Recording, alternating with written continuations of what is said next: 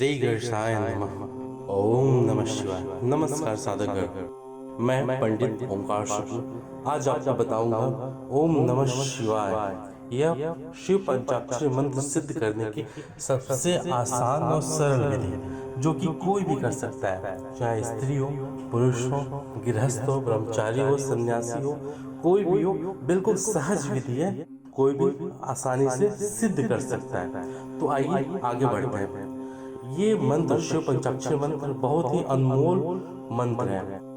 इसकी तुलना में कोई भी दूसरा शिव मंत्र नहीं है। सभी मंत्रों का मूल मंत्र है। सभी मंत्र, तंत्र, यंत्र इसी मंत्र से ही निकले हुए हैं। अतः इसको सिद्ध करने पे सब कुछ स्वतः ही सिद्ध हो जाता है, कुछ और सिद्ध करने की आवश्यकता नहीं होती। तो आइए आगे बढ़ते हैं। इसके लिए सबसे पहले तो साधक निश्चय कर ले कि मुझे सिद्ध ही करना है, उसके बाद ही आगे बढ़े। अगर कोई भी संशय हो तो सबसे पहले उस संशय को दूर करें, और शिव भक्त न हो तो इसके बारे में सोचे भी न। सबसे पहली अनिवार्य शर्त है शिव भक्त होना, शिव में उसकी प्रीति होना। अब आगे बढ़ते हैं। तो इसमें मैं जो साधना बताने जा रहा हूँ वह है मानसिक जप साधना, जो कि सभी जपों में उपांश जप होता है, जिसमें बोल कर हम लोग जप करते हैं। वाची जप होता है जिसमें और ज्यादा आवाज आती है। उपांश में तो बस उतना ही आवाज आता है जिसको हम स्वयं सुन सके, केवल ओठ ही लें। वाचिक में थोड़ा जोर से आवाज आती है, मतलब पास बैठा हुआ व्यक्ति उसको सुन सकता है। ऐसे ही भ्रामरी है, केवल गुंजन होती है उसमें। और जो सर्वोपरि मंत्र जपने की विधि है वो है मानसिक जप, जिसका फल तो 1000 गुना कहा गया है, 10,000 गुना कहा गया है, लेकिन ये अनंत गुना फलदायी है।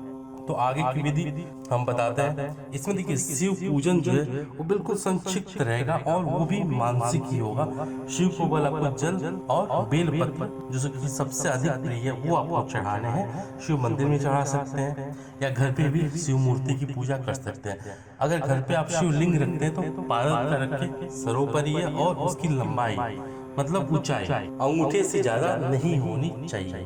ठीक है। तो शिव मंदिर में आप जाएं, अगर रोज नहीं जा सकते तो क्यों, आप सोमवार को उनको जल चढ़ाना है और बेल पत्थर चढ़ाना है। 2 चीज। भोग के लिए बहुत ही सरल है, आपको बतासे या मिश्री का भोग लगाना है। उसको अपने आप खा सकते हैं प्रसाद के रूप में, परिवार को खिला सकते हैं, किसी और को वितरित कर सकते हैं। यज्ञ हवन विधि भी बिल्कुल सरल है। उसमें आपको एक दीपक मात्र जलाना है। दीपक की अनुपस्थिति में आप कपूर भी जला सकते हैं मंत्र जप के बाद। ये चीजें जो मैं बता रहा हूँ ये गागर में सागर वाली बात है, मतलब देखने में सूक्ष्म है, छोटी है, लेकिन इनका प्रभाव बहुत ही बड़ा है, विकराल है, और ये मंत्र सिद्धि में बहुत ही सहायक है। ये भाव प्रधान है। अब आइए हम बात करते हैं पूजा की। तो पूजा की भी जो विधियां हैं वो मानसिक ही हैं, क्योंकि जब हम मानसिक पूजा करते हैं तो इससे भगवान से, अपने आराध्य देव से, इष्ट देव से सीधे सीधे मन से जुड़ जाते हैं। और ये मानसिक शुद्धि के लिए, विकारों की शुद्धि के लिए, भक्ति के लिए, भाव के लिए सबसे आसान और सर्वोत्तम विधि है मानसिक पूजा। तो जो भी हो आपको समर्पित करना है, आपको मानसिक रूप से परिकल्पना करना है, उसको समर्पित करना है। पुष्प की मानसिक परिकल्पना करनी है, धूप की, नैवेद्य की, चंदन की, सबकी मानसिक परिकल्पना कीजिए और समर्पित कर दीजिए। पुराणों में भी, शास्त्रों में भी इसका वर्णन आता है। अनेक अनेक संस्कृत के श्लोक भी लिखे हैं। जैसे मैं पृथ्वी स्वरूप गंध आपको समर्पित कर रहा हूँ, हे प्रभु मैं अग्नि स्वरूप दीपक आपको दिखा रहा हूँ। ऐसे करके बहुत सारी विधियां हैं। तो जो भी आप करें उसकी मानसिक परिकल्पना हो। अब आइए आसन की बात करें। तो आसन में कुशासन श्रेष्ठ है, या फिर कोई भी कपड़ा, काला ना, काले को छोड़कर कोई भी स्वच्छ कपड़ा आसन के रूप में प्रयोग कर सकते हैं। आसन का महत्व है क्योंकि ये आपकी कुंडली शक्ति को जागृत करता है और ऊपर की तरफ बढ़ाता है, जिससे आपके सातों के सातों चक्र खुल जाते हैं। आगे चक्र, मूलाधार से एक आगे चक्र खुलता है, उसके बाद परम सिद्धि जब होती है, मंत्र की सिद्धि होती है, सहस्त्रार चक्र भी आपका खुल जाता है। तो आसन का विशेष महत्व है। कुशासन सर्वश्रेष्ठ है। उसकी अनुपस्थिति में कोई भी कलर का आसन, काले कलर को छोड़ के आप ले सकते हैं। श्वेत सबसे अच्छा है। अब आसन के बारे में ये है कि आसन ना तो किसी अन्य का आसन आपको लेना है और न ही अपना आसन किसी और को देना है। ये महत्वपूर्ण बात है, सबसे महत्वपूर्ण बात है। अपना आसन किसी को नहीं देना है और किसी अन्य का आसन आपको नहीं लेना है। शिव मंदिर में आप जब करें तो उसी आसन पे बैठ के करें और घर में भी जब करें तो उसी आसन पे बैठ के करें, जहाँ भी सुविधा हो, कहीं भी।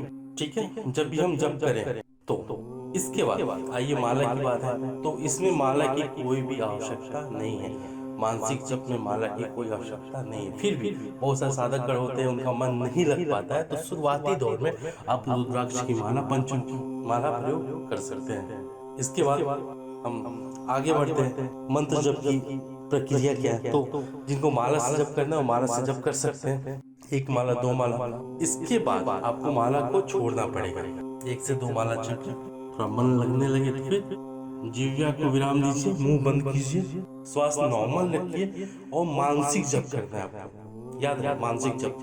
मानसिक जप में मुंह आपका बंद रहेगा और अंदर ही अंदर जो ओम नमः शिवाय का जो नाद है ये चलता रहेगा। इसको आप श्वासों के साथ भी शामिल कर सकते हैं। जैसे श्वास लेते हुए ओम नमः शिवाय और श्वास छोड़ते हुए ओम नमः शिवाय। तो आसन पे बैठ के आपको इसका अभ्यास करना है। तो जब श्वासों के साथ आपकी माला चलने लगेगी, इसमें समय लगेगा, 1 महीना 2 महीना 3 महीने का समय लगता है। सामान्यतः अगर रोज अभ्यास किया जाए तो 45 दिनों में ये आपके साथ हो जाता है। श्वासों के साथ जप होने लगता है। तो श्वासों की माला के साथ जो जप होता है वो सीधे सीधे परमात्मा के पास पहुंचता है। सीधे उस मंत्र की जो भी ऊर्जा होती है परमात्मा के पास पहुंचती है और वहां से वो ऊर्जा रिफ्लेक्ट होके आती है और अनंत गुना प्रभाव के साथ आती है। तो ये विशेष बात ध्यान रखें, श्वासों के साथ आपको मानसिक जप करना है। तो 1 से आप 11 माला कर सकते हैं या समय आप मान लीजिए 10 मिनट 15 मिनट 11 मिनट आप आसन पर बैठ करिए, जितना आपके पास समय हो। ठीक है, 10 मिनट हो, 5 मिनट हो, 15 घंटे भर हो, आप आसन पे बैठ के करिए। इसके बाद दिन भर आप कोई भी कार्य करिए, एनीथिंग।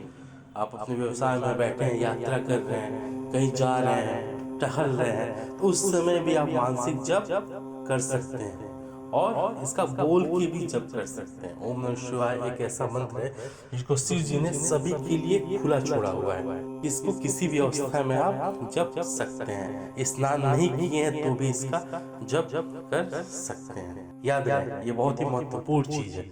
तो आपको पूरे दिन जब भी समय मिले, जब भी आभास हो, जब भी एकांत में बैठ जाए या कोई कार्य कर रहे हैं जिसमें मन का ज्यादा प्रयोग नहीं है, बुद्धि का ज्यादा प्रयोग नहीं है, उस समय भी आप इसका मानसिक जप कर सकते हैं और हल्का हल्का बोल के भी जप कर सकते हैं। मानसिक जप ही सर्वोपरि है, वही आपको करना है। तो जैसे जैसे आप करते जाएंगे तो 1 से 3 महीने के भीतर आपको अनुभूति होने लगेगी। आपको महसूस होगा कि आपका रीढ़ की जो हड्डी होती है, इसमें जो चक्र है, इसमें वाइब्रेशन होने लगे। मूलाधार में, स्वादिष्टान में, अनाहत में, जो भी चक्र है आपके आज्ञा चक्र में, इसमें आपको वाइब्रेशन होने लगा है। सबसे ज्यादा वाइब्रेशन आपको आज्ञा चक्र में होगा। आज्ञा चक्र वो स्थान होता है जहाँ पर हम तिलक लगाते हैं, दोनों भवों के बीच में आज्ञा चक्र होता है। वो खुलने लगेगा, आपको परम आनंद की प्राप्ति होगी और वहां से ऐसा लगेगा कुछ ऊपर की तरफ उठ रहा है। जो तालु होती है सर के बीच, ब्रह्म रंध्र, यहाँ पे सहस्त्रार चक्र होता है, वो भी खुलने लगता है। आपको लगेगा कि इसी में हम घंटे तक बैठे रहे। कई बार ऐसा होता है कि साधक को अल्प समाधि भी लग जाती है 15-20 मिनट का, उसका आभास नहीं होता कि अरे 15 मिनट बीत कैसे गए, कुछ पता ही नहीं चला। तो ये सब सिद्धि के लक्षण है। जैसे जैसे होने लगे शिक्षक के मंत्र सिद्ध हो रहा है और आगे जाने पर ये होता है कि आप जो कुछ भी बोलेंगे लोग सुनेंगे। आपके मुंह से अनायास ही वेद शास्त्रों की बातें निकलने लगेगी, आपको पता नहीं चलेगा कि आपने कहाँ पढ़ा। अनायास ही ये सारी बातें मंत्र प्रभाव से, पंचाक्षरी मंत्र के प्रभाव से अपने आप ये सारी की सारी बातें निकलने लगती हैं। लोग आपकी बातों को सुनने लगते हैं, आपसे राय मशवरा करने लगते हैं, आपका मार्गदर्शन मांगने लगते हैं, आपके पीछे लोग चलने लगते हैं। एक अलग ही तरह का वाणी में आकर्षण होता है। कई बार ऐसा होता है कि कुछ साधक कुछ बोल देता है, वो घटित हो जाता है या घटित होने वाली घटनाओं का पूर्वाभास उससे हो जाता है, त्रिकालदर्शी होने लगता है। लेकिन यहाँ पे सावधानी की जरूरत है, अपनी शक्तियों को ऐसे नष्ट न करें, बचाएं। काम, क्रोध, लोभ, ईर्ष्या को कंट्रोल करके रखें। इन्हीं सब माध्यमों से जो कुंडली शक्ति जागृत होती है, मंत्र शक्ति जागृत होती है, शिव कृपा मिलती है, वो नष्ट होती है। अहंकार कभी न करें, याद रखें, अहंकार करेंगे तो समूल नाश हो जाएगा। रावण का भी अहंकार के कारण ही नाश हुआ था। हालांकि परम भक्त था, कहानी लंबी है। विष्णु की पार्षद थे, उनके उद्धार के लिए विष्णु ने रामावतार लिया था, तो लंबी कहानी है, सब मिली जुली सरकार है। लेकिन हमको क्या दिखता है, ये दिखता है कि अहंकार वश पाप वश रावण का कुल समेत नाश हुआ। तो जो गलती रावण ने की वो आपको नहीं करनी है। रावण से बड़ा वक्त कोई नहीं हुआ है, तो रावण की गलती आपको नहीं करनी है। भगवान के शिव के बताए हुए मार्गों पे ही चलना है, उसके अलावा कोई मार्ग अपनाना नहीं है, पाप कर्म नहीं करना है। और जैसे ही चीजें होने लगेगी, सिद्धि की अनुभूति आपको होने लगेगी, ध्यान ज्यादा लगने लगेगा, मंत्र अनायास ही जपा जाने लगेगा। आपको ऐसा लगेगा कि आपके अंदर कोई और बैठा मंत्र जप कर रहा है, हालांकि वो आपकी कुंडली शक्ति ही होती है, शिव की शक्ति ही होती है जो जागृत हो जाती है और खुद ही मंत्र जप करने लगती है। आप कुछ काम करेंगे तो अंदर से आवाज आएगी, ओम नमः शिवाय, अनायास ही ध्यान लगेगा। एक समय ऐसा आएगा कि आपको ध्यान लगाने की भी आवश्यकता नहीं है, अपने आप ही, ना आसन की आवश्यकता है, ना पूजा पात्र की आवश्यकता है, ना कुछ ही, कहीं भी स्थिर होकर खड़े बैठे आप का ध्यान अपने आप ही लग जाएगा। तो ये मंत्र सिद्धि के आपके जो भी इसी विधियों से पता चलता है कि मंत्र सिद्ध हो रहा है, ये मंत्र सिद्धि के लक्षण है। यहाँ पे विशेष सावधानी की आवश्यकता होती है और परीक्षाएं भी इसी समय ली जाती हैं। बिना परीक्षा के कोई उत्तीर्ण नहीं होता है। शिव, पार्वती, सप्तऋषि, अनेक अनेक विधियों से परीक्षाएं लेते हैं, ठोकते हैं कि ये साधक लायक है कि नहीं परम सिद्धि का, शिव दर्शन के लायक है कि नहीं। लालच दिया जाएगा, लोभ दिया जाएगा, तरह तरह का आकर्षण दिए जाएंगे। अनेक साधक इसमें फिसल जाते हैं, लेकिन इसके बचने के भी उपाय है, बिल्कुल सरल है, ध्यान से सुनिएगा।